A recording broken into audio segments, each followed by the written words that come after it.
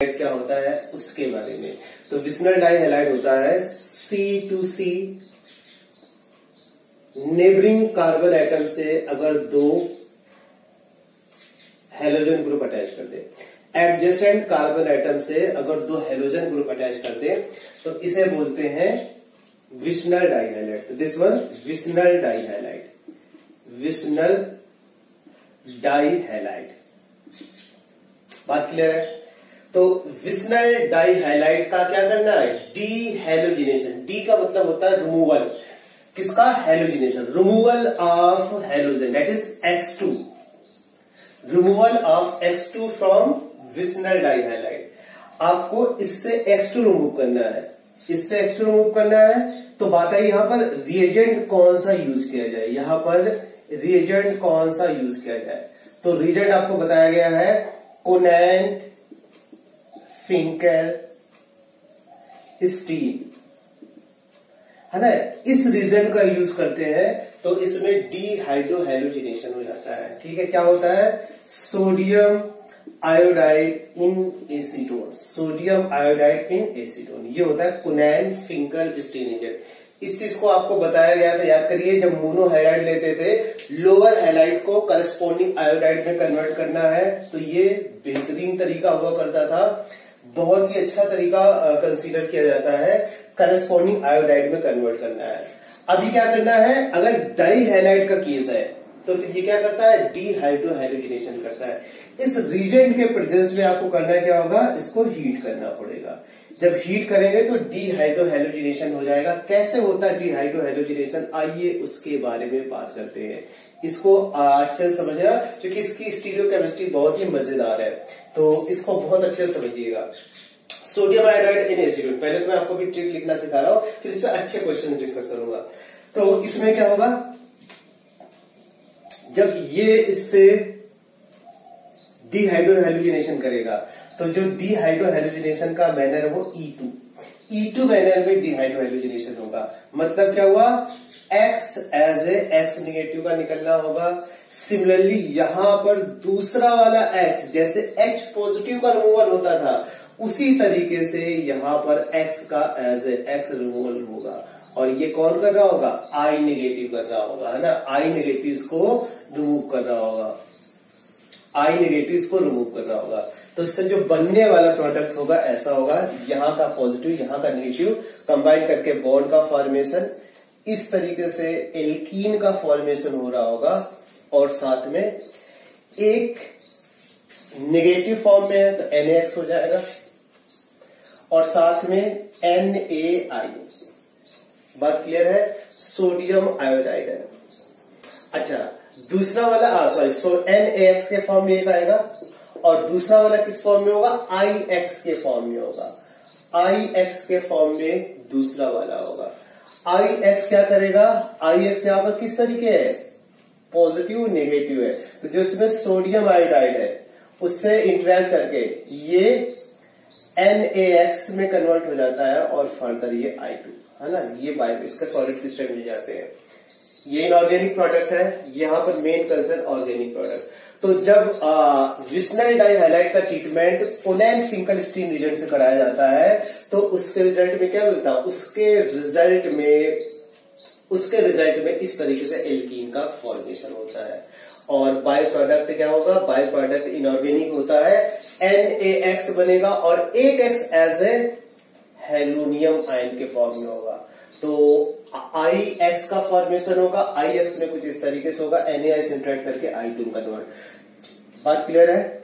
आइए हम लोग इसके कुछ एग्जांपल्स के बारे में बात करते हैं।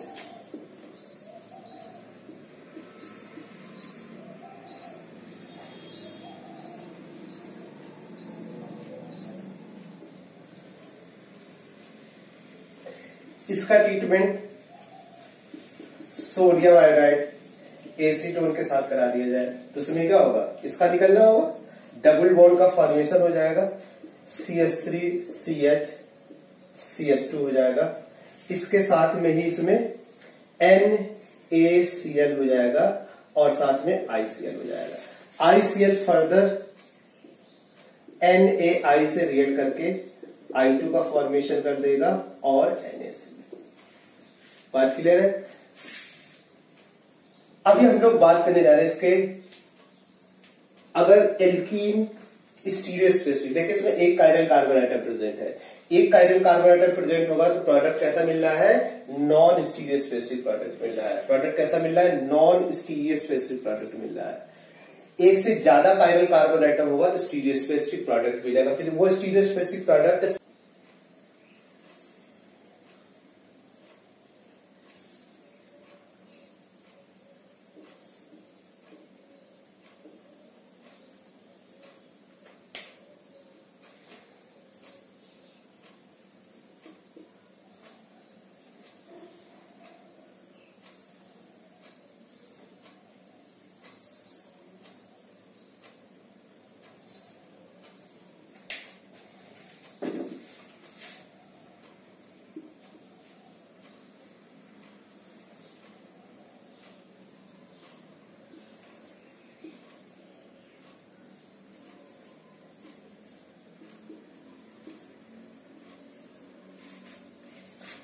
इसके बारे में बात करें तो ये मेसो हो गया और ये DL में से कोई सा भी हो सकता है स्टीरियो। इसका स्पेसिफिक रोटेशन नॉन जीरो है। अगर D या L में से कोई सा भी ये फॉर्म हो सकता है। तो अगर इसके साथ रिएक्शन कराए तो कैसे प्रोडक्ट बनना होगा, आइए उसके बारे में बात करते हैं। इसके साथ इसको हीट किया जा रहा है, सेम ट्रीटमेंट यहां पर भी है, सेम ट्रीटमेंट यहां पे। तो तरीका आपको जो बताएगा तो उस तरीके से आप करिए। आपको क्या सिखाया गया था? जो भी ग्रुप एलिमिनेट कर रहे हैं, एलिमिनेटिंग ग्रुप, जो भी ग्रुप आप एलिमिनेट कर रहे हैं, अगर वो एक तरफ है, एक तरफ that is either right side और लेफ्ट साइड, है ना, आइदर राइट साइड या फिर लेफ्ट साइड, उस केस में जो प्रोडक्ट बनता है, प्रोडक्ट कैसा बनेगा? वो प्रोडक्ट होगा ट्रांस एल्कीन। बनने वाला जो प्रोडक्ट होगा वो प्रोडक्ट ट्रांस एल्कीन होगा। तो ट्रांस एल्कीन कैसे लिखेंगे? Same group same side attach कर दे, R R H और H, ये सिस हो गया। हमें ट्रांस लिखना है तो इसको क्या कर दे? अपोजिट कर दे। R यहां पे हो जाएगा, सॉरी H यहां पे हो जाएगा और R यहां पे हो जाएगा। फिर से समझिए, अभी 1 2 3 पोजीशन पे कायरल कार्बन आइटम, दो कायरल कार्बन आइटम है और सिमेट्रिकल स्ट्रक्चर है, यानी दोनों एंड सेम है। तो अब इसमें दो पॉसिबिलिटी, एक मेसो हो सकता है और दूसरा इन इंसोमर्स में से कोई सा भी हो सकता है, DL में से कोई सा भी हो सकता है। तो अगर मेसो दे रखा है तो उससे क्या प्रोडक्ट बने? तो ट्रिक वाइज अगर आप जाते हैं तो ट्रिक वाइज जो बनने वाला प्रोडक्ट होगा ट्रांस होगा। क्या सिखाया गया था?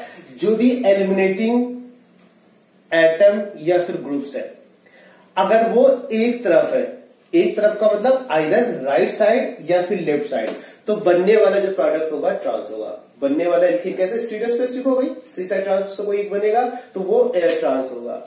और यही चीज अगर एलिमिनेटिंग ग्रुप अपोजिट साइड होगा, एलिमिनेटिंग ग्रुप अगर अपोजिट साइड होगा तो क्या होगा? उस केस में बनने वाला जो एल्कीन होगा सिस होगा। ये चीजें आपको प्रीवियस वीडियो लेक्चर में मैंने बताया था।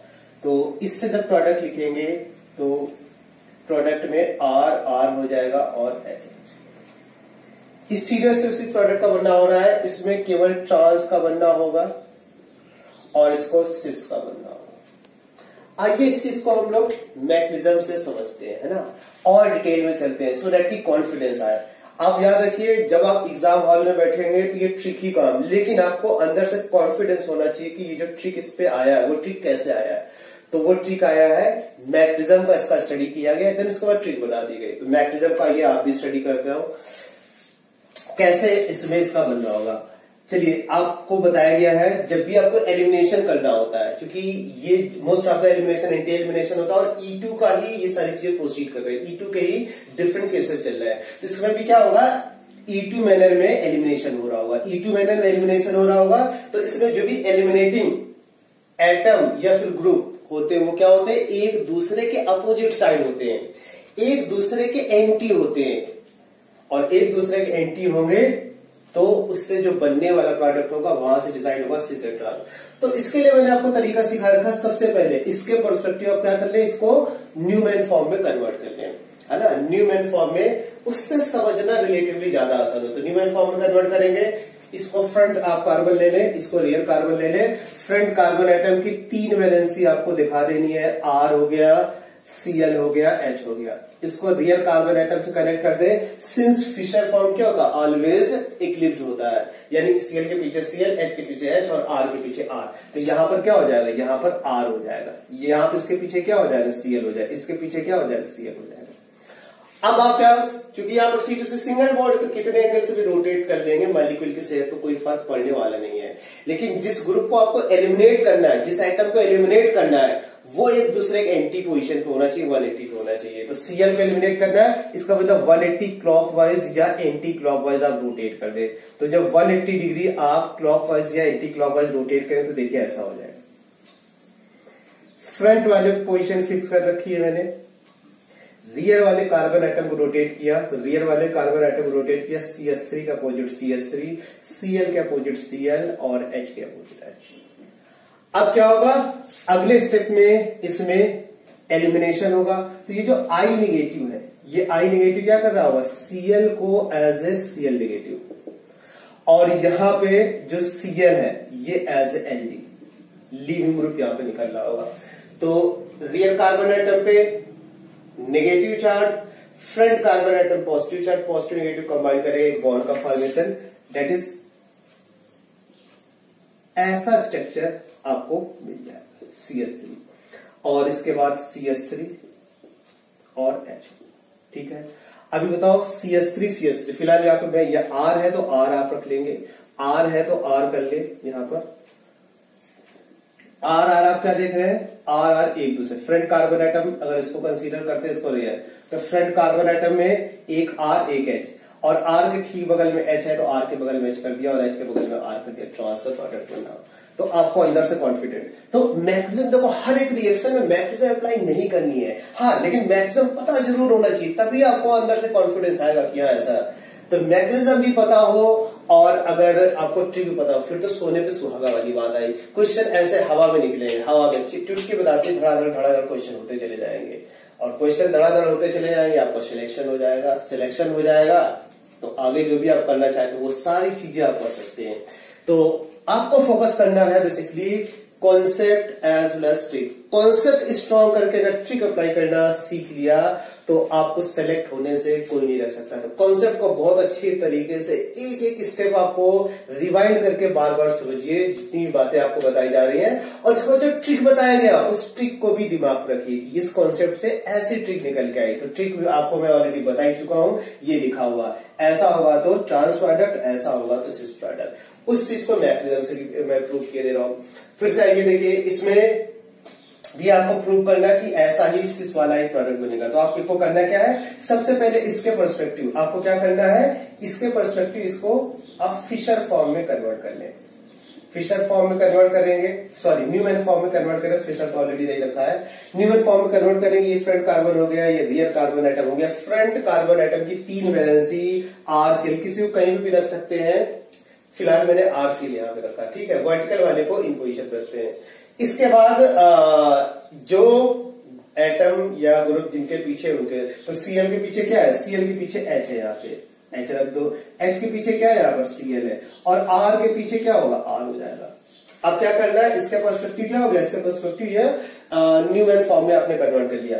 अब इसको क्या करना है, क्योंकि इसको एलिमिनेट करना है, एलिमिनेटिंग एटम्स कहां पे होनी चाहिए, एक दूसरे का अपोजिट होना चाहिए 180 पे। तो आप इसको रियर कार्बन एटम को 60 डिग्री क्लॉकवाइज आप रोटेट कर दे, तो क्या होगा, आइए इसके बारे में बात करते हैं।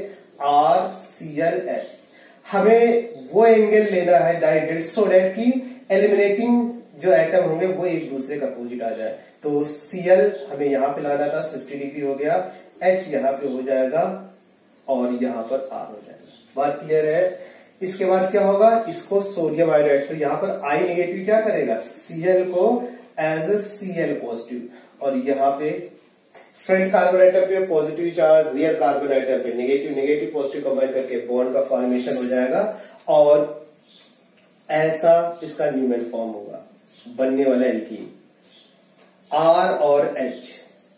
इसके बाद इसमें क्या है, देखो H और R क्या है, एक ही तरफ है। इसके पर्सपेक्टिव में कन्वर्ट करेंगे, ये फ्रंट है, ये रियर है, इसमें ये फ्रंट हो गया, ये रियर हो गया। फ्रंट वाले में R और H की तरफ रखा, रियर वाले में जब ड्रॉ किया तो R को R की तरफ रखा, इसका प्रोडक्ट। इस तरीका आप याद रखना है। अगर ये दोनों एक तरफ में बार बार बोला, एक तरफ का मतलब आइदर राइट और लेफ्ट, उस केस में बनने वाला प्रोडक्ट कैसा होगा, उस केस में बनने वाला जो प्रोडक्ट होगा ट्रांस प्रोडक्ट होगा। Stereospecific product trans product है ना। एलिमिनेटिंग एटम और group same side then trans product होगा, और एलिमिनेटिंग एटम अपोजिट साइड होगा देन सिस प्रोडक्ट होगा। बात क्लियर है। एलिमिनेटिंग एटम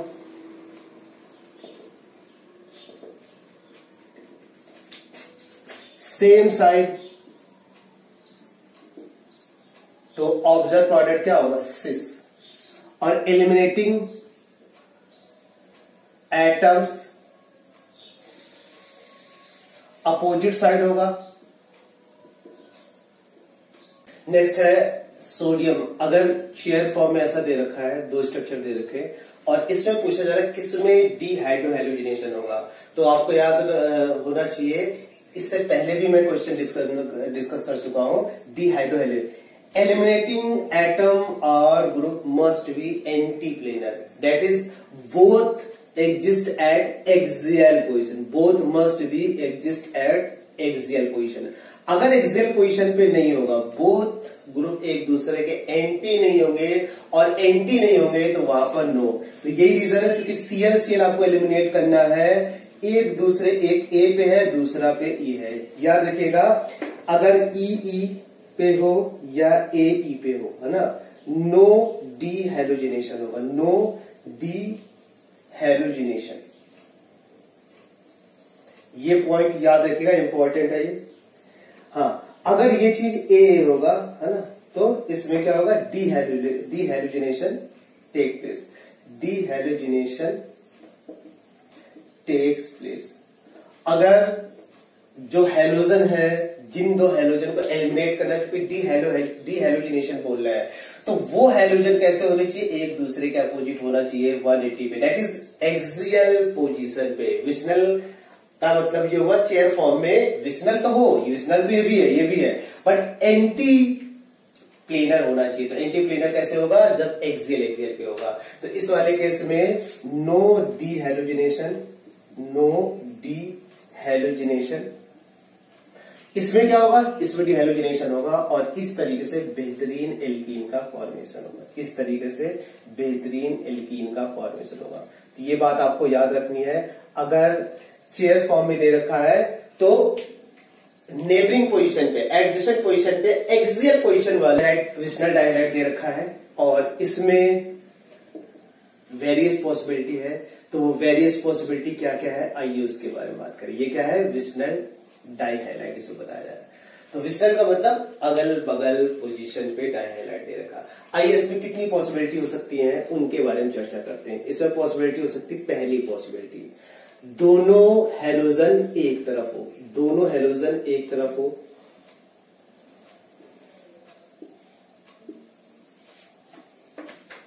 एक पॉसिबिलिटी। दूसरी पॉसिबिलिटी इसमें क्या होगी, दूसरी पॉसिबिलिटी इस तरीके से पॉसिबल है, Cl Cl HHR2। इन दोनों में रिलेशन क्या है, फर्स्ट और सेकंड में रिलेशन क्या है बताइए। फर्स्ट और सेकंड में रिलेशन है एक दूसरे के इनएंसियोमर्स है, एक दूसरे क्या इनएंसियोमर्स है, क्योंकि प्लेन ऑफ सिमेट्री तो है नहीं, यहाँ पे टर्मिनल सेम है नहीं, तो प्लेन ऑफ सिमेट्री नहीं होगा, तो इनएंसियोमर्स होगा। इसी तरीके से तीसरी पॉसिबिलिटी क्या है, तीसरी पॉसिबिलिटी यहाँ पे देखिए R1। अब जो हैलोजन है इनको अपोजिट साइड कर सकते हैं, अपोजिट साइड करने की भी दो पॉसिबिलिटी हो गई। वो दो पॉसिबिलिटी क्या है, वो दो पॉसिबिलिटी ये रही आपके सामने। आप एक बार Cl को लेफ्ट साइड ले सकते हैं, दूसरे वाले को राइट साइड, और ठीक इसका रिवर्स कर देंगे, वो केस हो जाएगा।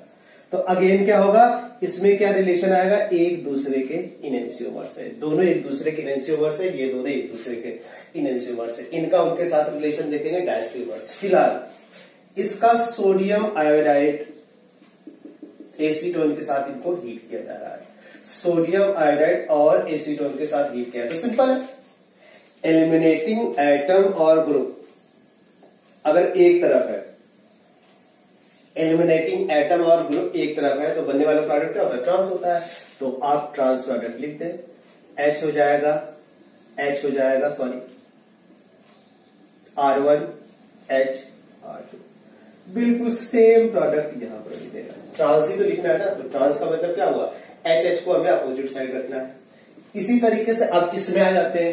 देखिए, जो भी एलिमिनेटिंग एटम या फिर ग्रुप है, जो भी एलिमिनेटिंग एटम या फिर ग्रुप है, एक दूसरे का अपोजिट साइड है, तो यहां पर हम लोग उस रीजन को लेंगे तो Cl एलिमिनेट हो जाएगा और बनने वाला प्रोडक्ट कुछ ऐसा हो जाएगा। अपोजिट साइड होगा तो ट्रांस नहीं सिस, सेम साइड है तो ट्रांस, अपोजिट साइड है तो सिस। तो अभी क्या होगा? सिस वाले प्रोडक्ट लिखना है, तो सिस वाले प्रोडक्ट में H आपको एक तरफ रखना है। सिमिलरली इसमें बिल्कुल ही होगा, H आपको एक तरफ रखना है। तो यहां पर जब एंड सेम हो या डिफरेंट देखिए, उसका कोई रोल ही नहीं है, बेसिकली इसका कोई रोल ही नहीं, बस रिलेशन क्या है? ये एक दूसरे के ये इनएंसियोमर्स है और कैसे इरिथ्रो इसको बोलते हैं, क्योंकि इरिथ्रो में इरिथ्रो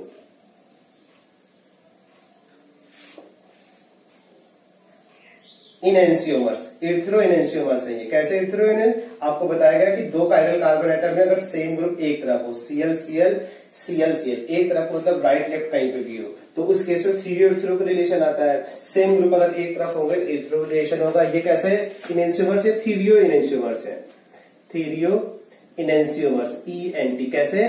सेम ग्रुप टी ले लो, टी में क्या होगा? जो सेम ग्रुप होंगे अपोजिट साइड होगा, तो ये थीरियो इनएंसियोमर्स है। तो इससे कोई फर्क नहीं पड़ता है, अगर ये बात आपको नहीं भी पता है तब भी कोई फर्क नहीं होगा। जो प्रोडक्ट आपको लिखना वो नॉर्मल एलिमिनेशन होता है थोड़ा सा। तो इवन सीबी का फुल फॉर्म क्या है? Unimolecular elimination by conjugate base of substrate. Unimolecular elimination by conjugate base of substrate, ये इसका पूरा नाम है। कुछ कैरेक्टरिस्टिक है, वो कैरेक्टरिस्टिक आपको याद रखना होगा। चलिए उन चीजों को, कैरेक्टरिस्टिक को मैं डिटेल में डिस्कस करता हूं। देखिए, कुछ इस तरीके का अगर Lg दे रखा है, किस तरीके का Lg दे रखा है? इस तरीके का G। बाकी जो जैसे है वो एज इट इज कर दीजिए, बाकी जो जैसे है वो एज इट इज कर दीजिए, राइट। G क्या है यहां पर? GLG है। Lg मतलब लीविंग ग्रुप, अल्फा कार्बन और बीटा कार्बन। रोल किसका होता था यहां पर? बीटा कार्बन का रोल होता था। तो यहां पर जब ऐसे लीविंग ग्रुप प्रेजेंट है, निकलने के लिए तैयार ही नहीं, कसम खाके बैठे हुए हैं कि मैं यहां से नहीं निकलूंगा कैसा भी बेस आ जाए, तो क्या होता है? आइए इस चीज को समझते हैं। सबसे पहले स्टेप में जो बेस होगा, है ना, कैसा बेस होगा? स्ट्रॉन्ग बेस होगा, है ना, स्ट्रॉन्ग बेस होगा। तो स्ट्रॉन्ग बेस के प्रेजेंस में जब इसको हीट किया जाता है तो पहले स्टेप में क्या होगा? पहले स्टेप में since leaving group E2 elimination होता है तो क्या होता था? लिविंग ग्रुप का निकलना और इस बीटा हाइड्रोजन का निकलना एक साथ होता था। एक साथ होने की वजह से क्या होता था? एक साथ होने की वजह से E2 एलिमिनेशन बोला जाता है। दोनों एक दूसरे के एंटी पोजीशन पे होते थे और रिएक्शन का जो मैनर होता था एंटी एलिमिनेशन होता था, जिसे E2 एलिमिनेशन बोलते हैं। यहां पर क्या हो रहा है? ये निकलने के लिए तैयार ही नहीं किया, किसी भी कंडीशन बोला मैं तो यहां से निकलने के लिए तैयार ही नहीं हूं। तो अपने इंडिया में हर चीज का जुगाड़ है। प्यार से कोई बात अगर नहीं किसी को समझ में आती है तो उसको दूसरे तरीके से समझाया जाता है। तो ये वही केस है जिसमें ये जी हठी है। हठी मतलब निकलने के लिए तैयार, इनमें से ऐसा हो सकता है। ये बहुत ही पुअर एलजी होते हैं, आपको ये सारी चीज बातें बताई जा चुकी है। तो ये जी निकलने के लिए तैयार ही नहीं, कैसा भी कंडीशन मेंटेन कर लो, जी बोला हम तो निकलने के लिए तैयार ही नहीं है। तो उसका जुगाड़ है, आइए उस जुगाड़ के बारे में बात करते हैं। तो बेस क्या करेगा? पहले स्टेप में जो एसिडिक हाइड्रोजन है उसको निकालेगा, जो बीटा पोजीशन पे हाइड्रोजन है बेसिकली उसको निकालेगा। तो जो बीटा पोजीशन पे हाइड्रोजन निकालेगा कुछ इस तरीके का इंटरमीडिएट बनेगा। क्योंकि एसिड बेस रिएक्शन है तो ये फास्ट होगा। इस पर नेगेटिव चार्ज आ चुका है,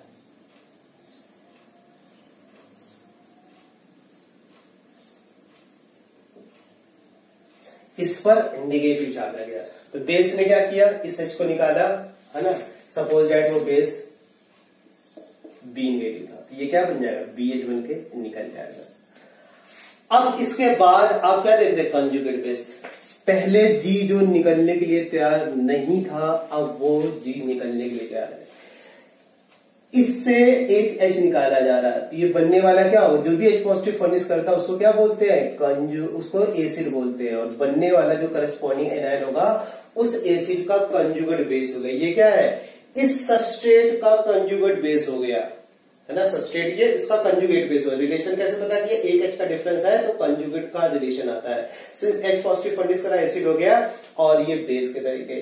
याद रखना ये वाला एसिडिक हाइड्रोजन किस पे डिपेंड करेगा, ये जो G है ना, इसके एक तो ये पोअर लिविंग ग्रुप, इस पोजीशन पर कोई मोर इलेक्ट्रोनेगेटिव एटम अगर प्रेजेंट होगा तो, या इलेक्ट्रॉन विड्रॉइंग ग्रुप बोले, बीटा पोजीशन पे इलेक्ट्रॉन विड्रॉइंग ग्रुप प्रेजेंट होगा तो क्या करेगा, इस हाइड्रोजन को की एसिडिक स्ट्रेंथ को बढ़ाएगा। इसी वजह से यहां पर मैंने एक पॉइंट लिख रखा है कि बीटा पोजीशन पे अगर इलेक्ट्रॉन विड्रॉइंग ग्रुप होगा तो कार्बन आयन को स्टेबलाइज करेगा, यानी कि इसके एसिडिक स्ट्रेंथ को बढ़ाएगा और कार्बन आयन जो बनेगा उसको स्टेबलाइज करेगा। बात क्लियर है। तो जब पुअर लिविंग ग्रुप प्रेजेंट होगा तो वहां पर E1CP होगा।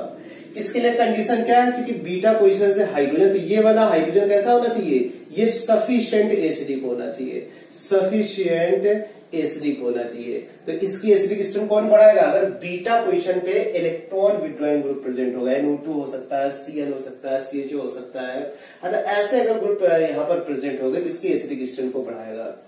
इसके बाद हाईली एसिडिक अगर है, हाईली एसिडिक का मतलब क्या, फिर से वही यहाँ पर इलेक्ट्रॉन विड्रॉइंग ग्रुप आ गया, बीटा एसिड भी हाईली एसिडिक।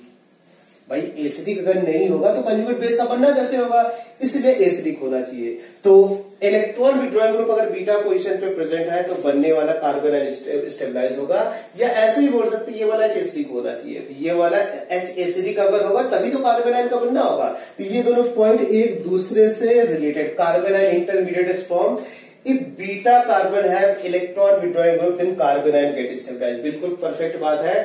H निकालने पे नेगेटिव चार्ज आएगा, अगर इस पोजीशन पे इलेक्ट्रॉन विड्रॉइंग ग्रुप होगा तो इलेक्ट्रॉन खींचेंगे, नेगेटिव चार्ज डाइल्यूट होगा, सिस्टम स्टेबलाइज होगा। इस H की एसिडिक स्ट्रेंथ कब बढ़ेगी, तो कार्बन आयन के रिगार्डिंग। इस H की एसिडिक स्ट्रेंथ कैसे बढ़ेगी, अगर यहाँ पर इलेक्ट्रॉन विड्रॉइंग ग्रुप अटैच होगा तो H का एज H पॉजिटिव निकलने की टेंडेंसी उतनी ज्यादा होगी, कार्बन आयन बनने की पॉसिबिलिटी उतनी ज्यादा होगी। इसी वजह से बोला जा रहा है कि alpha carbon should have highly electronegative atom here. Alpha carbon जो होगा, अल्फा कार्बन पे भी देखो जो भी ग्रुप है हाईली इलेक्ट्रोनेगेटिव है। जितने भी एलिमेंट्स है वो सारे के सारे एलिमेंट जो होते हैं एमंग एलिमेंट नॉन एलिमेंट्स में फ्लोरीन की इलेक्ट्रोनेगेटिविटी सबसे ज्यादा होगी। बात क्लियर है। नाइट्रोजन न्यूट्रल अगर है तो थर्ड मोस्ट इलेक्ट्रोनेगेटिव होता है, लेकिन नाइट्रोजन में पॉजिटिव चार्ज आ गया तो ये फ्लोरीन के आसपास आ जाता है। सल्फर ऑक्सीजन के जस्ट बाद रखा हुआ है, जैसे सब पॉजिटिव चार्ज की electron is all of sudden. Electronegativity है क्या, basically tendency to attract electron pair electron of valence shell.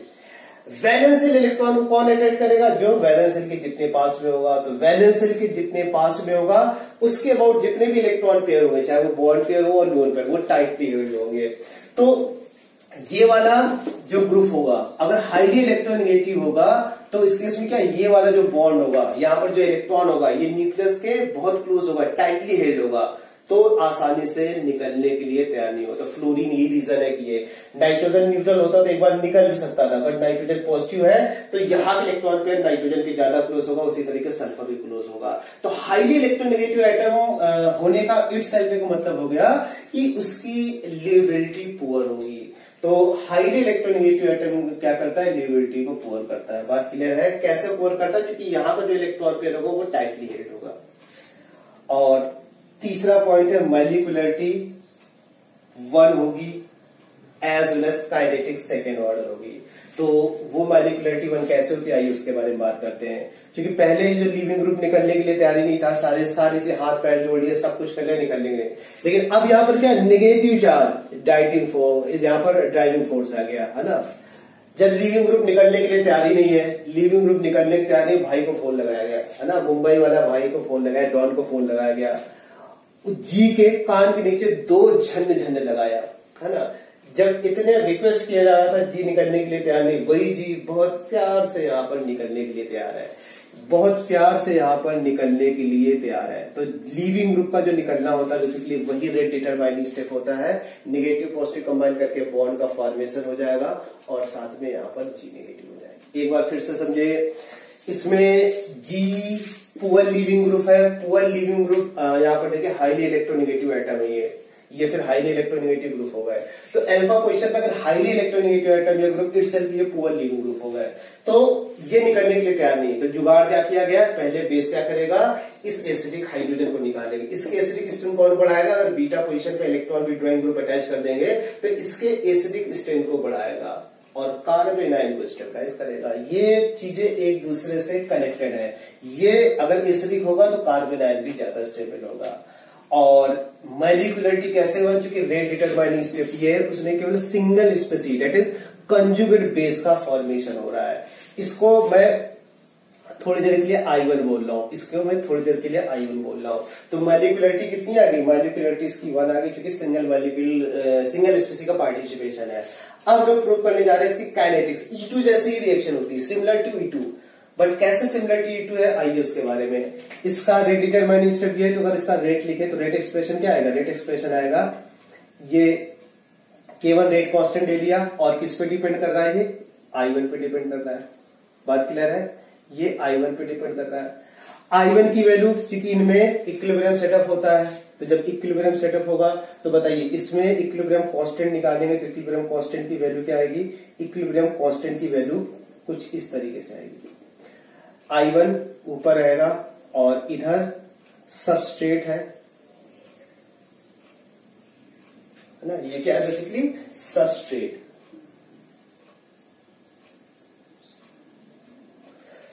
और यहां पर क्या है, बेस।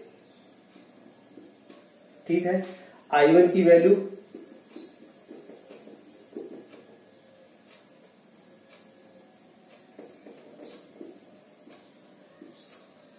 सबस्ट्रेट बेस इक्वेशन 1 में पुट कर दो, है ना, putting the value of I1 in equation first.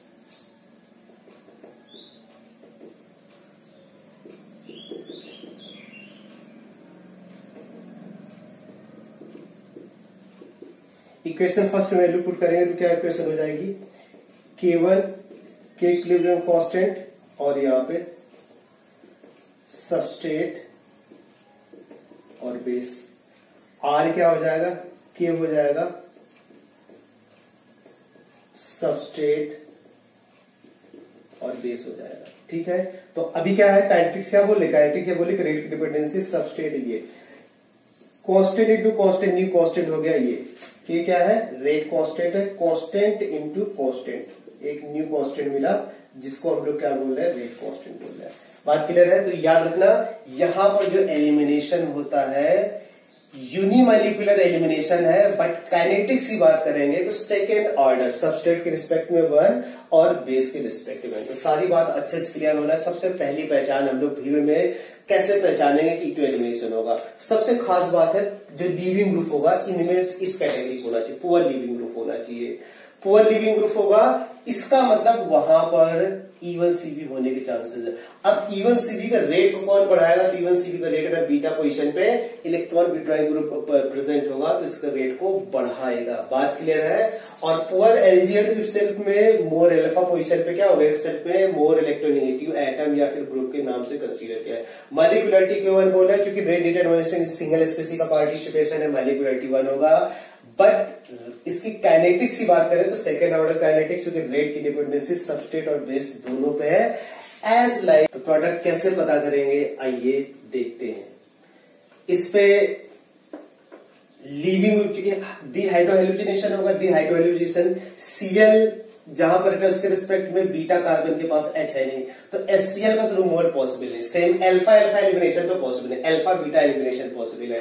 तो जब अल्फा बीटा एलिमिनेशन इसमें पॉसिबल होगा तो यहां पर फ्लोरीन कैसा है, पुअर एलजी,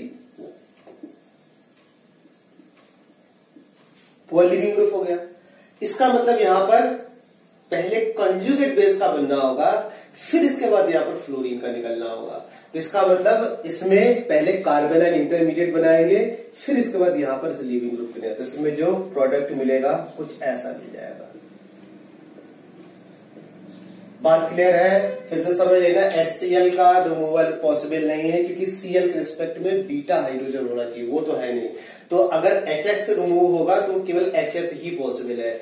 और सिंस फ्लोरीन पुअर Lg है, दैट्स वाई यहां पर जो रिएक्शन होगी वाया E1Cp होगी। इसमें आ जाते हैं। अब इसमें देखो कितनी पॉसिबिलिटी है, इसमें दो पॉसिबिलिटी है, एक यहां से निकल सकता है, एक यहां पे निकल सकता है। अभी तक एक टाइप का हाइड्रोजन होता था, नो इशू, यहां पर दो टाइप का। तो एलिमिनेशन में एक आपने रूल सुना था, सैडजर रूल।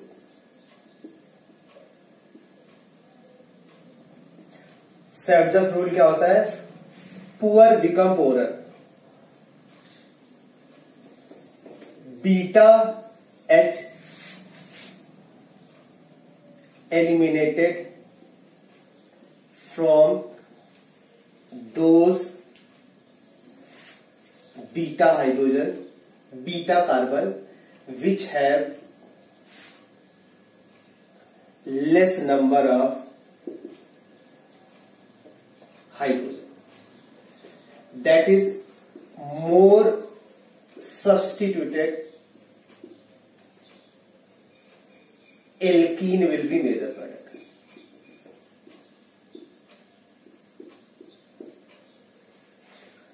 है ना? सैडजर रूल क्या होता है? सैडजर रूल कहां पर वर्क करता है? एलिमिनेशन पे। जब बीटा हाइड्रोजन आपको एलिमिनेट करना होता है तो वहां पर क्या रूल है? बीटा हाइड्रोजन वहां से एलिमिनेट होगा जिसके पास less number of beta hydrogen. Poor becomes poorer, गरीबों को सताओ, तो अल्फा ये वाला हुआ और बीटा ये हुआ, बीटा ये हुआ। तो यहां से अगर आप H रिमूव करेंगे तो सैडजर प्रोडक्ट बना। फिर से देखो कैसे होगा, कार्बन आयन का बनना होगा, इन दोनों में से कहीं बना सकते हैं, अगले स्टेप में लीविंग ग्रुप निकलेगा। तो अब इसमें ऐसी प्रोडक्ट पॉसिबिलिटी हो गई। ये जो बनने वाला प्रोडक्ट क्या है? सैडजर प्रोडक्ट, सैडजर प्रोडक्ट। इसके बाद यहां से भी निकल सकता है, क्योंकि ये तो सैडजर प्रोडक्ट हो गया। एक एल्कीन और बन सकती है, वो कैसे होगा? एल्कीन वहां से H निकली जिसके पास मोर नंबर ऑफ हाइड्रोजन होता है ना, इसका जस्ट रिवर्स हो जाएगा, beta H eliminated from that beta carbon which have more number of beta hydrogen, that is less substituted alkene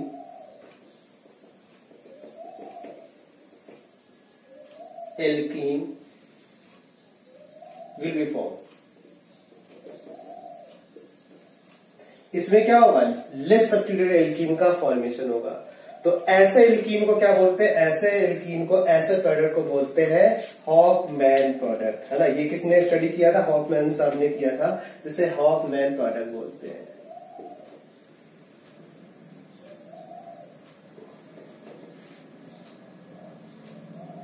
इसे क्या बोलते हैं? हॉफमैन प्रोडक्ट, जो लेस सब्स्टिट्यूटेड होगा।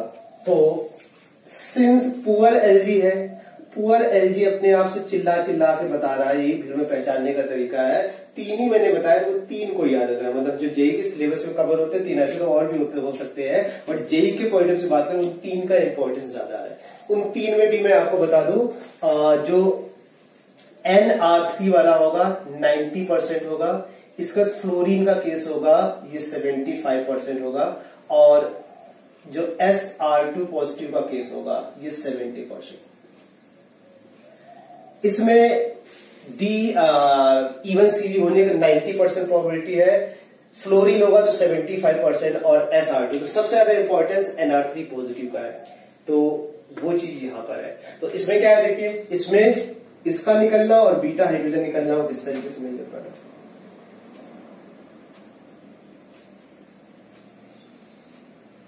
है ना।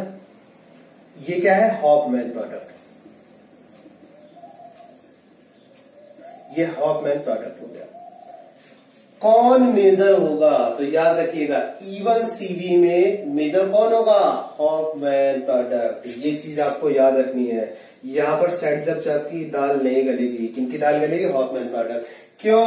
क्योंकि यहाँ पर इंटरमीडिएट कार्बन आयन बनता है, जबकि सेटजब में कोई इंटरमीडिएट का फॉर्मेशन नहीं होता है। यू डाला और वो निकाला, है ना, यू डाला और वो निकाला, वो चीज होती है। तो सेटजब रूल के हिसाब से, यानी कि जब इसमें product normal E2 reaction lead करती है तो उसमें वन स्टेप प्रोसेस होता है। ये भी एक तरीके E2 ही है, क्योंकि इसका आप काइनेटिक्स का स्टडी कर रहे हैं, ये भी एक तरीके से E2, लेकिन यहाँ पर via carbon ion formation, carbon ion, और कार्बन आयन की स्टेबिलिटी टर्मिनल कार्बन पे नेगेटिव चार्ज ज्यादा स्टेबल होता है रादर देन की इंटरनल कार्बन, इस वजह से मेजर। तो क्वेश्चन पूछा है इसमें से मेजर प्रोडक्ट क्या, कई तरीके के क्वेश्चन पूछा जा सकते हैं। मेजर प्रोडक्ट क्या होगा? तो मेजर प्रोडक्ट इसमें लेस सब्स्टिट्यूटेड होगा, ये वाला। कितने प्रोडक्ट बनेंगे? तो आंसर 3 प्रोडक्ट बनेंगे, पहला दूसरा, पहला ट्रांस एल्कीन होगा, सिस एल्कीन होगा, और फिर तीसरा। इसमें ईल्ड ऑर्डर पूछा जाए, ईल्ड 3 प्रोडक्ट बनना है तो सबसे ज्यादा ईल्ड थर्ड की होगी, फिर ट्रांस ज्यादा स्टेबल होता है, फिर इसके बाद सिस ज्यादा, तो इसमें ईल्ड का ऑर्डर ऐसा होगा। सबसे ज्यादा इसमें कौन सा होगा? हॉफमैन प्रोडक्ट होगा। देन सेटजब प्रोडक्ट 2 बनना है, एक ट्रांस है, दूसरा सिस। ट्रांस की स्टेबिलिटी सिस से ज्यादा होती है, इस वजह से इसमें ट्रांस का जो परसेंटेज होगा सिस से ज्यादा होगा। तो ईल्ड ऑर्डर अगर लिखना है तो आंसर हो जाएगा 312, इस तरीके से 312। वही चीज यहाँ पर है, सिमेट्रिकल है, कोई इशू नहीं। यहाँ पर भी स्ट्रॉन्ग बेस के साथ इसको हीट किया जा रहा है। सिंपल कहीं से भी आप बना दे, इसमें एक ही जैसे एल्कीन, तो इसमें सेटजब और एल्कीन प्रोडक्ट दोनों एक ही जैसे, सेटजब और इसमें हॉफमैन प्रोडक्ट दोनों एक ही जैसे हैं। क्यों? क्योंकि बनने वाला एल्कीन एक ही है। चलिए हम लोग बात करते हैं फोर्थ वन में। फोर्थ वन के बारे में बात किया जाए, इसमें अगर बेस के साथ हीट किया जाए तो क्या प्रोडक्ट होगा?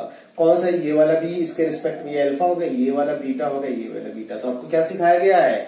अगर बीटा पोजीशन पे इलेक्ट्रॉन विथड्रॉइंग ग्रुप प्रेजेंट हो, ये कौन सा ग्रुप है? इलेक्ट्रॉन विथड्रॉइंग ग्रुप प्रेजेंट है, तो क्या करेगा? इस कार्बन आयन को, इस बीटा हाइड्रोजन की acidic strength as well as बनने वाले कार्बन आयन या कंजुगेट बेस को स्टेबलाइज करेगा।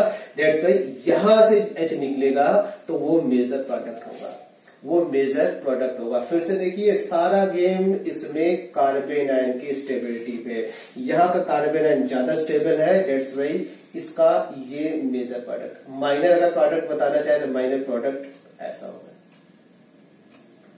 ये माइनर प्रोडक्ट हो जाएगा।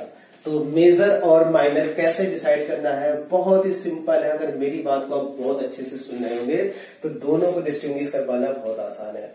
अभी हम लोग बात करते हैं इसमें, इस वाले रिएक्शन में। फिर से हम लोग बात करें, अगर इसमें हम लोग हीट करें तो पुअर एलजी है, पुअर एलजी का मतलब क्या हो गया? यहाँ पर E1CB माइनर में रिएक्शन प्रोसीड करेगी।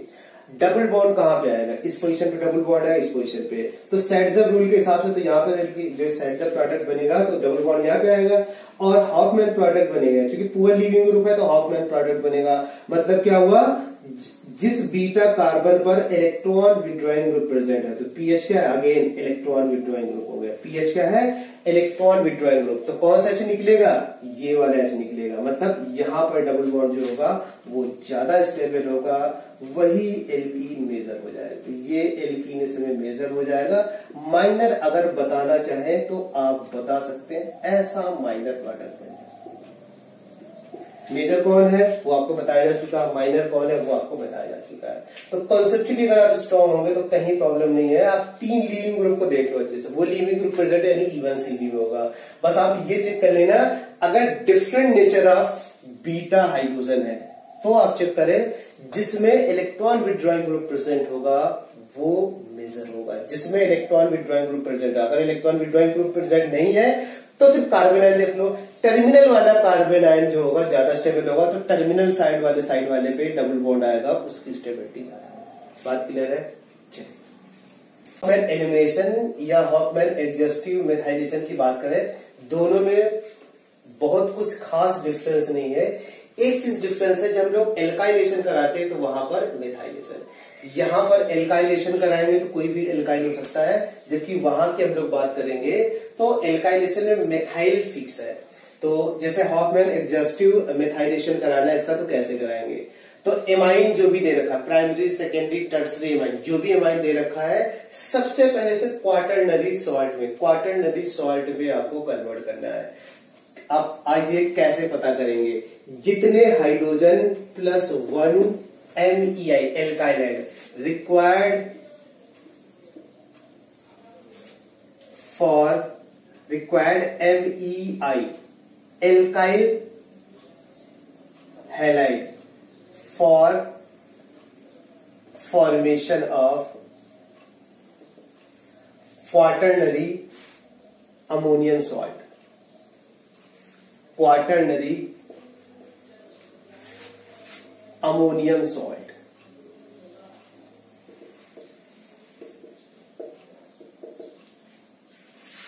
कितने RX की रिक्वायर्ड होगी क्वाटरनरी अमोनियम सॉल्ट बनाने के लिए? तो आंसर है नंबर ऑफ हाइड्रोजन, इसको मैं यहां लिख रहा हूं, number of H present in amine +1। Alkylation कराते हैं तो एल्काइलेशन कराएंगे तो कितने मोल एमईआई कंज्यूम होंगे? तो इस नाइट्रोजन के पास जितने हाइड्रोजन होंगे +1 रिक्वायर्ड होगा। तो आइए किस तरीके से रिएक्शन है हम लोग इसके बारे में, यहां पे रिएक्शन सिंपल एसएन रिएक्शन। कौन सी रिएक्शन है? Nucleophilic substitution. आई हटेगा और N as a nucleophile attack करेगा। तो जब N as a nucleophile attack करेगा तो देखिए कुछ इस तरीके से हो जाएगा, एन एमई हो जाएगा और यहां पर पॉजिटिव चार्ज हो जाएगा, है ना। मैक्सिमम वाइज बोलेंगे तो मैक्सिमम वाइज भी आपको पता है ऐसा हो जाएगा। कैसा हुआ? नाइट्रोजन का लोन पेयर इस एमी पे अटैक किया, नाइट्रोजन का लोन पेयर इस एमी पे अटैक करेगा तो बॉन्ड का फॉर्मेशन H पहले से, इस पे पॉजिटिव चार्ज। अगले स्टेप में क्या करना पड़ेगा? अगले स्टेप में यहां पे H आपको निकालना पड़ेगा। तो मोर इलेक्ट्रोनेगेटिव एटम पे अगर पॉजिटिव चार्ज है तो उसको क्या करना है? न्यूट्रलाइज करना है। तो न्यूट्रलाइज करने के लिए यहां से H को एज ए H पॉजिटिव निकाल दे। तो जब H पॉजिटिव निकाल देंगे तो ऐसा हो जाए। तब तक आपको ये प्रोसेस करते रहना है जब तक कि क्वाटरनरी सॉल्ट में कन्वर्ट हो जाए। तो इसका मतलब MEI फिर से होगा। फिर से देखो, लीविंग ग्रुप है और नाइट्रोजन का lone pair as a nucleophile, फिर से SN रिएक्शन होगा।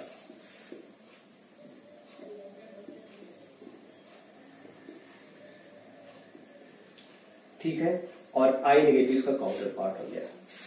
ये बन गया क्वाटरनरी अमोनियम सॉल्ट। ये क्या है? Basically this is a quaternary ammonium salt, this is a quaternary ammonium salt, इसे बोलते हैं क्वाटरनरी अमोनियम सॉल्ट। अब क्या करते हैं? इसको मॉइस्ट सिल्वर ऑक्साइड के साथ रिएक्शन करा के इसको, तो मॉइस्ट सिल्वर ऑक्साइड ऑलरेडी मैं आपको बता चुका हूं। मॉइस्ट सिल्वर ऑक्साइड का मतलब क्या है? भूल गया तो एक बार फिर से देखें। मॉइस्ट सिल्वर ऑक्साइड का मतलब होता है मॉइस्चर वाटर की वजह से होता है। जब ये रिएक्ट करेगा तो AgOH का फॉर्मेशन हो जाता है। लेकिन AgOH क्या होता है? अनस्टेबल होता है at room temperature, unstable at room temperature. Room temperature पे अनस्टेबल होता है तो रिएक्शन क्या हो जाती है? रिएक्शन रिवर्स हो जाती है। तो कहीं पर भी अगर हमें OH की जरूरत है तो हम लोग क्या करते हैं? मॉइस्ट सिल्वर ऑक्साइड के फॉर्म में हम लोग यूज करते हैं। तो ये बेसिकली किसके इक्विवेलेंट है? This is a source of OH negative, this is a source of OH negative. तो कहीं पर मॉइस्ट सिल्वर ऑक्साइड यूज किया जाए, this is a source of OH negative, इसे बोलते हैं source of OH negative. OH negative का source है ये। बात क्लियर है? अब बात आई जब इसमें इसके साथ कराया गया, पहले स्टेप ये लिया गया, SN रिएक्शन हुआ और इसके बाद सब्सिक्वेंटली इसमें मॉइस्ट सिल्वर ऑक्साइड के साथ रिएक्शन कराया गया। मॉइस्ट सिल्वर ऑक्साइड के साथ रिएक्शन कराया जाएगा।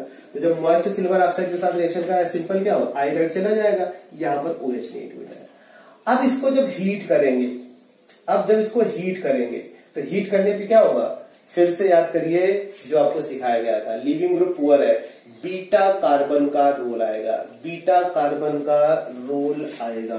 तो बीटा कार्बन, चलो चेक करो बीटा कार्बन कौन सा? ये अल्फा है, अल्फा बीटा ये वाला कार्बन। बीटा कार्बन से एसोसिएटेड हाइड्रोजन क्या होगा? बीटा है। तो आपको करना क्या है?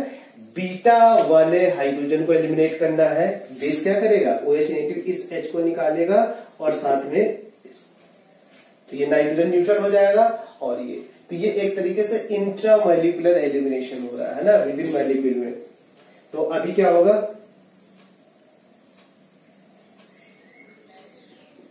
टर्सरी अमीन बन जाएगा और एक एल्कीन का बनना होगा, एक एल्कीन का बनना, इस तरीके एल्कीन का बनना होगा। फिर से समझिए, हॉफमैन एलिमिनेशन या हॉफमैन एडजस्टिव मिथाइलेशन क्या है? आप एमाइन का ट्रीटमेंट MEI से करा देंगे, एल्काइल हैलाइड से कराए, then followed by moist silver oxide. तो जो यहाँ पर नाइट्रोजन है ये एज ए न्यूक्लियोफाइल अटैक करेगा, तब तक अटैक करता जाएगा जब तक इस तरीके क्वाटरनरी सॉल्ट में कन्वर्ट ना हो जाए। ठीक है, अब बात है कि अगर यहाँ पर एमाइन दे रखा, कितने मोल इसमें MEI कंज्यूम, ये चीज क्या होगी, ये चीज एक्सेस में होगी तो कितने मोल कंज्यूम, तो जितने यहाँ पर H होंगे उतने, तो इसमें देखो 2 मोल कंज्यूम हो रहा है, एक पहले टर्सरी एमाइन बनाने, फिर इसके बाद क्वाटरनरी। इसमें एक भी H नहीं, यानी कि एक रिक्वायर्ड होगा। तो इसको जब हीट करते देखिए इसमें इस तरीके दे रखा है MEI, देन इसके बाद मॉइस्ट सिल्वर ऑक्साइड और हीट ए मिल रहा है, फिर इसके बाद moist MEI, then moist silver oxide और फिर इसके बाद हीट है। तो जब इसके साथ रिएक्शन होगा तो देखो क्या होगा, क्वाटरनरी अमोनियम सॉल्ट, ए क्या हो जाएगा, क्वाटरनरी अमोनियम सॉल्ट।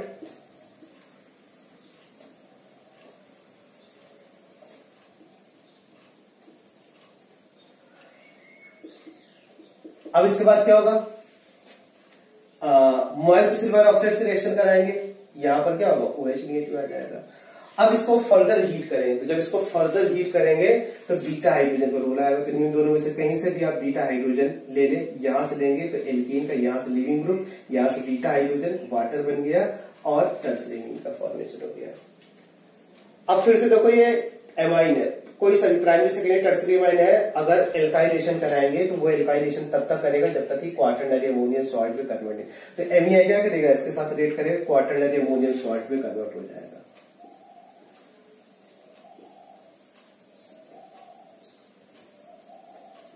ठीक है, इसके बाद आई यहाँ पर counter part moist silver oxide से रिएक्शन कराएंगे आप बेस।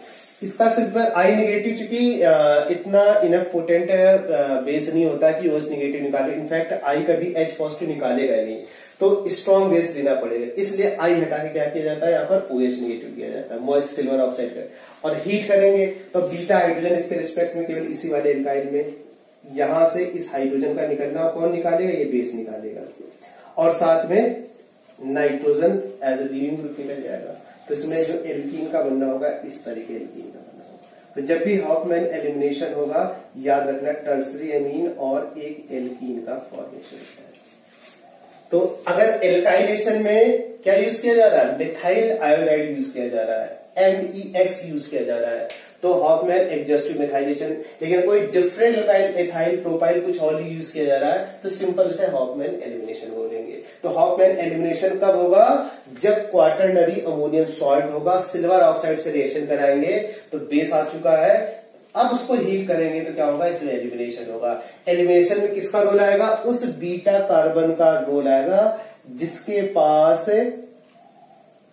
अब देखो यहां पर कार्बन आयन इंटरमीडिएट बनता है, सेट जब नहीं, जिसके पास लेस नंबर हो, लेस नंबर से बात नहीं चलेगा, वो चेक करना पड़ेगा कौन से कार्बन आयन की स्टेबिलिटी ज्यादा है। तो इन जनरल बात करेंगे तो जिसके पास more number of hydrogen atom हो जाएगा, है ना। तो more number of hydrogen atom जो जाएगा तो वो क्या हो जाएगा, हॉफमैन प्रोडक्ट, और लेस वाले से अगर निकालेंगे तो वो साइडजेब प्रोडक्ट हो जाएगा। तो फिलहाल यहाँ पर ऐसा कोई ये नहीं है, सिमेट्रिकल स्ट्रक्चर है, इन दोनों में से कहीं से भी निकालेंगे बनने वाला एल्कीन एक ऐसा होगा। और इसमें तो केवल एक ही टाइप का बीटा है, लेकिन जब दो डिफरेंट टाइप का बीटा हाइड्रोजन है तो जिसके पास ज्यादा हाइड्रोजन है वहां से निकालेंगे तो हॉफमैन प्रोडक्ट बन जाएगा, और जिसके पास less number of hydrogen atom है बीटा कार्बन के पास, वहां से निकालेंगे तो साइडजेब प्रोडक्ट हो जाएगा। सिंस रिएक्शन का इंटरमीडिएट क्या होता है, कार्बन आयन होता है, इस वजह से वो कार्बन आयन ज्यादा स्टेबल होगा जिसके पास more number of hydrogen atom हो, है ना।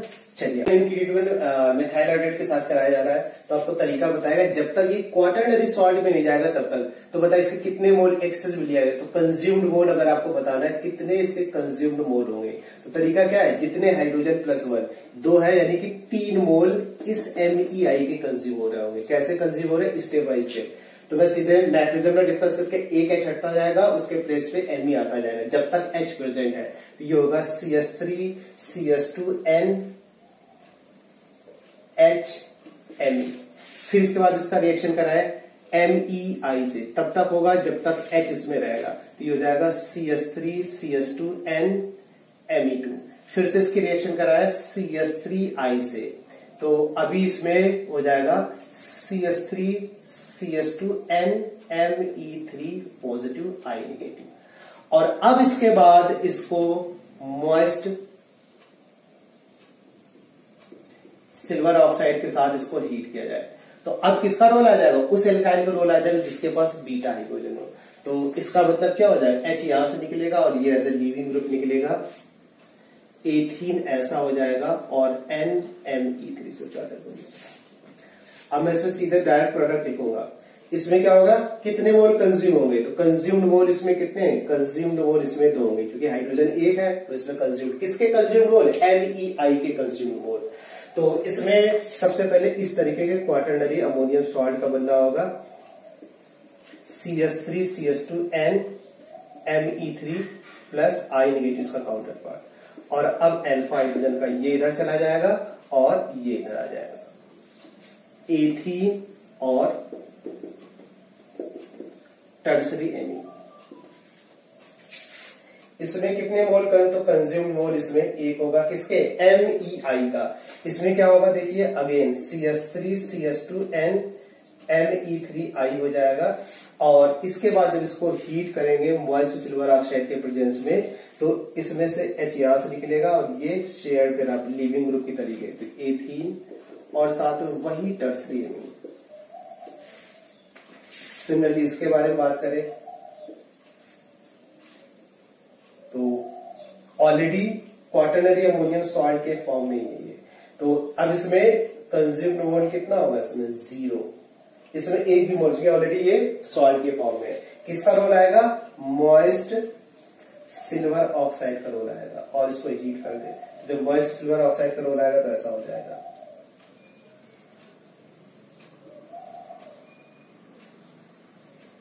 एल्कीन का बनना हो जाएगा। यहां से H और ये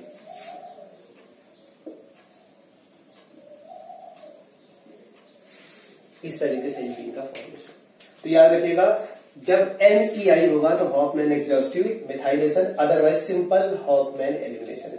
याद रखना, Hofmann rearrangement is different thing. इसका हॉफमैन रीअरेंजमेंट से कोई लेना देना नहीं, तो कोई कंफ्यूज होने की जरूरत नहीं। हॉफमैन एलिमिनेशन या हॉफमैन एग्जॉस्ट।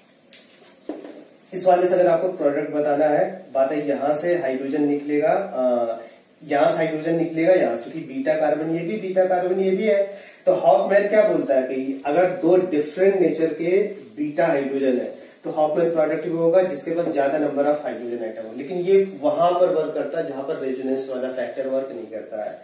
ऑलवेज करेक्ट क्या होगा? ऑलवेज करेक्ट रूल देखिए हमेशा फेल होने के लिए, ऑलवेज करेक्ट हमेशा मैकेनिकल स्टेप के हिसाब से चले। तो मैकेनिकल स्टेप के हिसाब से अगर हम लोग चलेंगे तो कार्बोनाइन चेक करें, कार्बोनाइन ज्यादा स्टेबल कहां पे होगा? कार्बोनाइन इधर ज्यादा स्टेबल होगा, उधर ज्यादा स्टेबल होगा। जिधर ज्यादा स्टेबल कार्बोनाइन होगा वहां से एल्कीन यानी हाइड्रोजन वहां से निकलेगा। तो यहां से H निकाल दे, डबल बॉन्ड यहां पर बन जाएगा, रेस्ट पॉइंट एलीन का पार्ट हो जाएगा। इसके बारे में बात करते हैं, ऐसा दिया गया है और इसे पता करना है कि फाइनल प्रोडक्ट क्या बनेगा। तो सबसे पहले इसमें क्या होगा? MEI यहाँ पे आएगा, मिथाइलेशन क्वाटरनरी अमोनियम सॉल्ट का फॉर्मेशन करेगा, ऐसा हो जाएगा। अब ये बीटा हाइड्रोजन है, ये बीटा हाइड्रोजन, ये तीनों में से कोई सा भी ले सकते हो, उससे कोई फर्क नहीं पड़ता है। इस वाले बीटा हाइड्रोजन को लिया गया है, जब इस वाले बीटा हाइड्रोजन के लेंगे तो यहां से बेस H को निकालेगा और साथ में ये वाला बॉन्ड ब्रेक करेगा, तो ऐसा एल्कीन का बना, ये पहला है। फिर MEI एक्सेस में है तो ये फिर कन्वर्ट हो जाएगा ऐसे। अब इसमें ऐसे क्वाटरनरी अमोनियम सॉल्ट बन गया। अब ये भी बीटा हाइड्रोजन ले सकते हैं, ये भी ये वाला लिया, ये वाला बॉन्ड ऐसे ब्रेक करेगा, साथ में शेयर्ड पैराइलेक्ट्रॉन इसके पास जाएगा। तो जब शेयर्ड पैराइलेक्ट्रॉन इसके पास जाएगा ऐसा एल्कीन का बनना हो जाएगा। अब इसके बाद फिर से इसमें Me पॉजिटिव आएगा तो इस पर पॉजिटिव चार्ज आएगा, तो इसके रिस्पेक्टिव बीटा कार्बन ये भी और ये भी, दोनों में से कोई सा भी ले सकते हैं। इसको लेंगे, इस H का निकलना होगा और ये फर्स्ट क्वेश्चन में मॉइस्ट सिल्वर ऑक्साइड के साथ ट्रीटमेंट कराया जा रहा है, देन इसके बाद हीट। तो ए क्या होगा? फिर MEI के साथ इसका ट्रीटमेंट है, moist silver oxide then followed by heat. तो इसमें देखिए क्या होगा, मॉइस्ट सिल्वर ऑक्साइड होगा तो यहां पर क्या हो जाएगा? I हटेगा, यहां पर OH नेगेटिव आ जाएगा, I रिप्लेस करके यहां पर क्या आ जाएगा? OH negative. अब उस बीटा कार्बन को रोल आ जाएगा जिसके पास बीटा हाइड्रोजन, तो इसके पास भी बीटा हाइड्रोजन, इसके पास दोनों को रोल आ जाएगा। तो बात है कौन सा H निकलेगा? तो सिंस इंटरमीडिएट क्या बनता है, कार्बोनाइन बनता है, तो यहां पर कार्बोनाइन ज्यादा स्टेबल है, यहां पर लेस स्टेबल है, इस वजह से यहां से H निकल रहा होगा। और ये तो इसमें नाइट्रोजन यहां से निकल गया, टर्सरी एमीन बन गया, ऐसा हो गया, ये एज इट इज। ये अगर यहां से निकालते तो क्या होता, तो यहां से निकालते तो कुछ इस तरीके से प्रोडक्ट बन जाता। ये क्या है, ये हॉफमैन प्रोडक्ट है, और ये सैडजप, जो मोर सब्स्टिट्यूटेड होता है वो सैडजप प्रोडक्ट होता है। और तो ये मोर सब्स्टिट्यूटेड है, अल्फा हाइड्रोजन का नंबर यहां पर जाता है, जबकि ये लेस सब्स्टिट्यूटेड है। जो मेजर प्रोडक्ट बनना है, यानी मेजर प्रोडक्ट इसमें क्या है, हॉफमैन प्रोडक्ट मेजर प्रोडक्ट का ट्रीटमेंट MEI और मॉइस्ट सिल्वर ऑक्साइड से, तो फिर से क्वाटरनरी में जाएगा। अब इसके पास केवल एक ही टाइप का बीटा है, अब इसके पास कोई और चॉइस ही नहीं है, तो इसका मतलब फिर डबल बॉन्ड यहाँ पे आएगा। तो इसमें हॉफमैन या हम बात करें सैडजप प्रोडक्ट एक ही होगा, ऐसा होगा, और साथ में NME3 की टर्सरी एमीन मिल जाएगा। MEI एक्सेस में तो पहले स्टेप में जाएगा, ऐसा हो जाएगा। अब दो रिंग है इसमें, इन तीनों बॉन्ड में से बीटा हाइड्रोजन रोल आएगा। देखो ये भी मैं सर्कल कर रहा हूं, जो भी बीटा वाला होगा, एक एक करके सारे टूटेंगे, कोई सा भी तोड़ लो। पहले ये वाला तोड़ दिया, जब ये वाला तोड़ लेंगे तो ऐसा हो जाएगा। शेयर्ड पेरा इलेक्ट्रॉन निकला, यहां से हाइड्रोजन निकला, डबल बॉन्ड का फॉर्मेशन होगा। तो देखिए डबल बॉन्ड का फॉर्मेशन ऐसे हो चुका है। बाकी जिनको टच नहीं किया वो एज इट इज है, ठीक है। और यहां पर फिर से इसमें MEI एक्सेस में है, तो MEI क्या करेगा, यहां पर क्वाटरनरी सॉल्ट बनाएगा, ऐसा हो जाएगा। अब सिल्वर ऑक्साइड के साथ हीट करेंगे तो क्या होगा, अभी बीटा हाइड्रोजन ये हो गए, दोनों में से कोई भी ब्रेक कर सकते हैं। तो अगर ये वाला ब्रेक करेंगे, शेयर्ड पेरा इलेक्ट्रॉन इसके पास आएगा और डबल बॉन्ड का फॉर्मेशन हो जाएगा। तो डबल बॉन्ड का फॉर्मेशन कुछ इस तरीके से। फिर से मॉइस्ट सिल्वर ऑक्साइड के साथ MEI के साथ रिएक्शन कराएंगे, क्वाटरनरी में जाएगा, यहाँ पर पॉजिटिव आएगा ये। अब एक ही टाइप का बीटा हाइड्रोजन, ये वाला बॉन्ड ब्रेक करेगा, तो फाइनली जो प्रोडक्ट मिलेगा ये टर्सरी एमाइन निकल जाएगा, NME3 हो जाएगा, और यहां पर भी डबल बॉन्ड। तो जो प्रोडक्ट होगा फाइनल प्रोडक्ट कुछ ऐसे।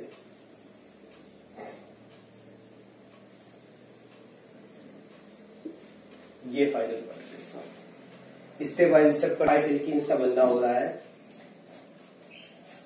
मेजर एल्कीन कौन सी होगी ये बताना है, कितने टर्सरी एमीन बनेंगे ये बताना है, as well as major tertiary amine कौन सा होगा। 5 एल्कीन में से सबका स्ट्रक्चर आपको पता करना है। ये बोला जा रहा है कि एडिशन के केस में मार्कोनी-काक्स रूल के रिक्वायरमेंट नहीं होगा।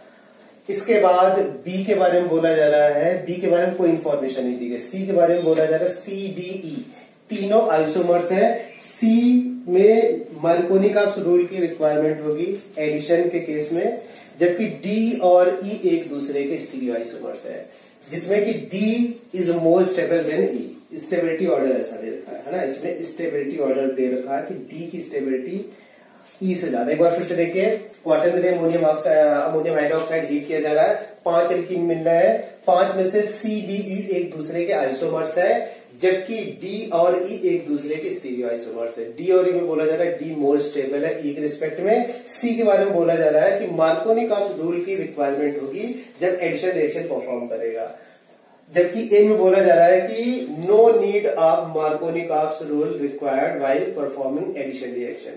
तो इन डिफरेंट एल्कीन का स्ट्रक्चर बताइए। चलिए, इनसे जब एडिशन कराएंगे तो जिनके पास डिफरेंट बीटा हाइड्रोजन उस एल्काइल का रोल होगा, तो जिसके पास बीटा हाइड्रोजन है उस एल्काइल का रोल है।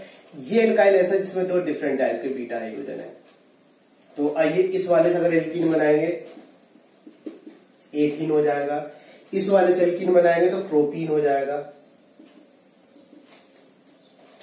इस वाले से भी बनाएंगे तो देखो प्रोपीन होगा, है ना।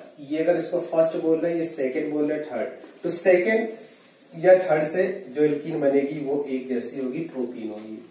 इससे 3 एल्कीन मिलेंगे। कैसे 3 एल्कीन मिलेंगे, एक बार यहां से डबल बॉन्ड का निकलना हो जाए, तो जब यहां से निकलेगा तो देखिए CH3 CH2 CH CH2 CH3 ऐसा हो जाएगा।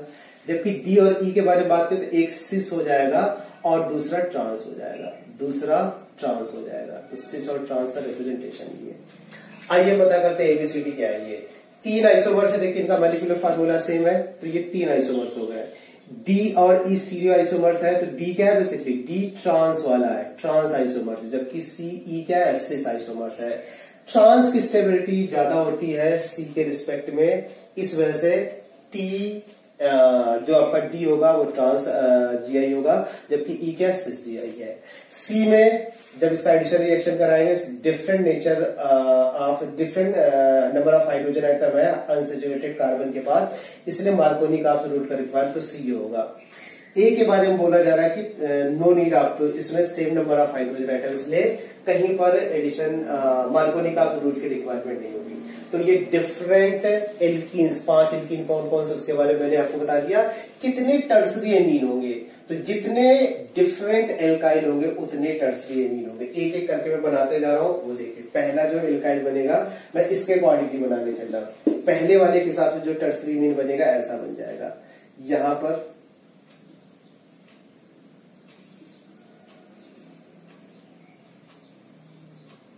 पहले वाले से टर्सरी इमाइन, दूसरे वाले से देखो टर्सरी इमाइन,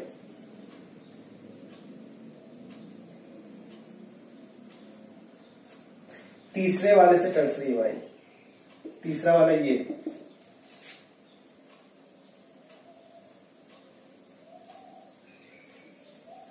चौथे वाले से टर्सरी इमाइन, इसको 4 में दे रहा हूं और इसको 5 में।